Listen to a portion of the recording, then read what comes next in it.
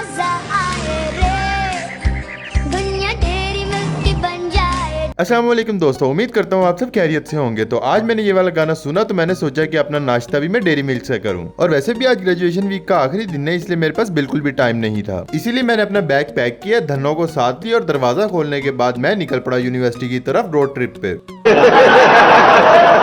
अब आप लोग हंस रहे हो, हमारे लिए 13 किलोमीटर का सफर एक छोटी सी रोड ट्रिप की तरह ही हो जाता है। और इस 13 किलोमीटर के अंदर मजीद इजाफा मेरा दोस्त कर देता है, जिसे मुझे सुबह सुबह उठाने के लिए लेने जाना पड़ता है। ओहो, मेरा भी दिमाग किधर रहता है। मैं जल्दी जल्दी में बताना तो भूल ही गया कि आज मेरे जल्दी में होने की वजह यह है कि आज हमारी कोरोनेशन डे है। कोरोनेशन ताजपोशी को कहते हैं और आज हमारा कन्वोकेशन डे है।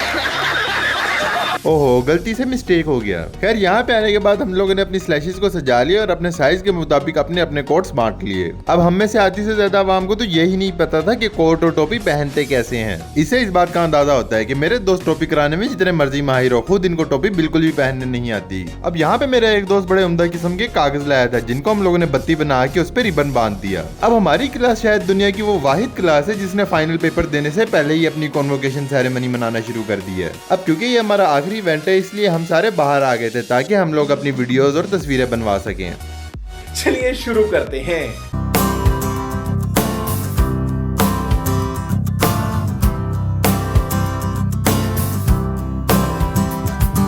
सारी उम्र हम मर मर के जी लिए, एक पल तो अब हमें जीने दो सारी उम्र हम। अब क्योंकि हमारे पास ड्रोन तो था नहीं, इसलिए हम लोगों ने सोचा कि बाहर की बजाय हम लोग अंदर चलते हैं, क्योंकि बिल्डिंग के अंदर दूसरे फ्लोर पे खड़े होके एक बच्चा हमारा ड्रोन शॉट ले लेगा। ना ना ना ना ना ना ना ना ना ना। Give me some sunshine, give me some rain, give me another chance. I wanna grow up once again. Give me some sunshine, give me some rain, give me another chance. I wanna grow up once again. अभी सारे photo session के बाद हम लोग मायूस होकर class में चले जाते हैं, क्योंकि आंधी आई है, तूफान, हमारे प्रोफेसर हमें पढ़ा के रहेंगे। लेकिन इतनी सारी क्लासेस लेने के बाद हम लोग काफी ज्यादा थक भी गए थे, इसलिए हम लोग कैफेटेरिया आ गए। अब हमारे कैफेटेरिया की बिरयानी बड़ी जबरदस्त थी, इसलिए हम लोगों ने जहाँ पे बिरयानी ऑर्डर की, वहीं पे हमारे दोस्त ने अपनी क्रश नरगिस का नया गाना दिखाया। इसके बाद मैं कैफेटेरिया से निकला तो मेरे दिल में एक बात चुभने लगी कि आज ग्रेजुएशन डे का आखिरी दिन है और कुछ ही दिनों बाद हमारी यूनिवर्सिटी खत्म हो जाएगी। मेरा मतलब मेरे दिन खत्म हो जाएंगे। ओए बच्ची चेक कर। नो। तो मेरे कहने का मतलब ये है कि फाइनली मेरे पढ़ाई के दिन खत्म होने वाले हैं, इसलिए मैंने अपनी यूनिवर्सिटी के हर गली कूचे और कोने की वीडियो बना ली। और वीडियो बनाते हुए मुझे एक बड़ा ही दिलचस्प मंजर नजर आया, जो कि आपके सामने है। अब इसने मुझे वीडियो बनाते देखा तो इसने मुझसे कहा कि क्या शाहजेब भाई, आप क्या दिखाना चाह रहे हो कि मैं बच्चियां देखता हूँ? तो मेरा जवाब भी यही था, हाँ। खैर, हम भी किन बातों में निकल गए। हम लोग चलते हैं अपनी वीडियो की तरफ। और वीडियो में शायद आपने नोट किया हो कि हम लोगों ने बातों ही बातों में अपने डिपार्टमेंट के सभी सीन दिखा दिए हैं, जिससे न सिर्फ आपके लिए एक एंटरटेनिंग वीडियो तैयार हो गई, बल्कि हमारी सारी यादगार यूट्यूब के दामन में सेव भी हो जाएंगी।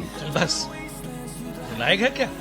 खैर, इन दुखी बातों को पीछे छोड़ते हुए हम लोग घर की तरफ चलते हैं। लेकिन एक सेकंड, अब दोस्त साथ और वो हमें कुछ खाए पिए बगैर घर जा लेने दें, ऐसा हो नहीं सकता। इसीलिए इस गर्मी के मौसम में मेरे दोस्त मुझे फालसे की बोतल पिलाने ले आए। अब क्योंकि हम लोग 4 लोग थे, इसलिए हम लोगों ने 3 बोतलें खुलवा ली, क्योंकि चौथे बंदे के पैसे हम लोग तो भरने से नहीं रहे। अब घर जाके मैंने आसमान को देखा तो मुझे पता लगा कि आज बादल हुए हुए हैं। अगर आज बारिश हो जाए तो मेरे छोटे भाई के भी आंसू छुप जाएंगे, जो कि इस बात पे रो रहा है कि आज उसे फिर से एकेडमी जाना पड़ेगा। लेकिन मैंने इसकी बात ना मानते हुए अपनी बाइक निकाली और इसको ले गया इसके ट्यूशन। इसको यहाँ छोड़ने के बाद जब मैं वापस जा रहा था तो मैंने देखा कि मौसम काफी दिलकश हो रहा है।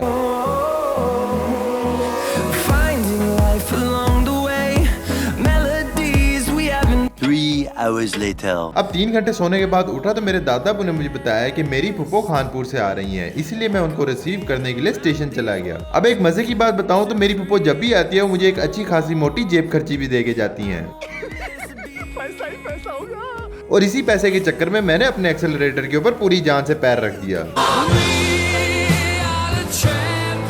खैर मजाक साइड पे हम लोग सेफ एंड साउंड स्टेशन पहुंच गए और पिछली बार की तरह इस बार भी जब हम लोग स्टेशन पहुंचे तो हम लोगों ने देखा कि यहाँ पर बिल्कुल भी लाइटिंग का कोई इंतजाम नहीं था और एक बड़े ही लंबे और तवील तजिए के बाद मुझे ऐसा लगता है कि ये लोग बिजली का पैसा बचाने के लिए ऐसा करते हैं। लेकिन बिल्डिंग के अंदर लाइटिंग का अच्छा खासा इंतजाम था और अंदर जाते ही सबसे पहले हम लोगों ने प्लेटफॉर्म टिकट ली, क्योंकि इसके बगैर अगर हम लोग स्टेशन पे पकड़े गए तो हमें ट्रेन का इतना किराया देना पड़ेगा जितना वो स्टार्टिंग पॉइंट से इस प्लेटफॉर्म तक चली है। अब इसी के साथ 7:45 हो चुके थे और ट्रेन का टाइम 7:30 बजे का था। अब वैसे तो मुझे ये बात बताने की जरूरत नहीं है, मगर पाकिस्तान के अंदर ट्रेन का लेट होना एक बहुत ही आम बात है। खैर इंतजार करते करते मैं बोर हो गया था, तो इसलिए मैंने सोचा कि निम को लेके अपनी बोरियत को मिटाया जाए। लेकिन जहाँ ये पैकेट बाहर 50 रुपए का मिल रहा था, यहाँ से मुझे 120 रुपए का पड़ा और इस पैकेट को खत्म करने के साथ ही मेरी ट्रेन आ जाती है।